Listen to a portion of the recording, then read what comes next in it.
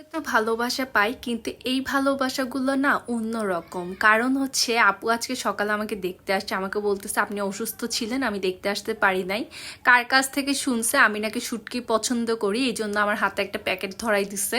আর খুলেই দেখতেছে ওখানে সরিষার তেল থেকে শুরু করে তোমাদের পেঁয়াজ, তারপরে ধনিয়া পাতা, কাঁচামরিচ, শুকনো মরিচ আর 2 রকমের শুটকি, লইট্টা শুটকি এবং হচ্ছে কাচকি মাছের শুটকি।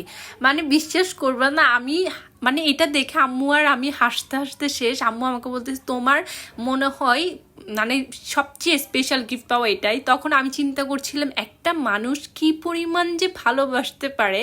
তো আপু আমাকে বারবার জড়িয়ে ধরে বলছিল আপনাকে আমার অনেক দিন ধরে দেখতে ইচ্ছা করছিল, তাই চলে আসলাম আপনার বাসায়। এখন আমি বলতেছি আপু আপনি একটা কাজ করেন, যে যেহেতু পার্সেলগুলো আমার রিসিভ করে দারোয়ান, কিন্তু আবার চিন্তা করলাম যেহেতু আপু নিজে আসছে আমি একটু দেখা করে আসি। মানে বিশ্বাস করবো না, আমার লিটারেলি একটা জিনিস খুবই মানে ইয়া লাগতেছে, যে মানে আমি চিন্তা করি মাঝে মাঝে যে আসলে এই ভালোবাসাগুলোর পাওয়ার মতো সেই যোগ্যতা আল্লাহ আমাকে দিছে কিনা। বাট আলহামদুলিল্লাহ আপনাদের ভালোবাসা আমার জন্য নিয়ামত।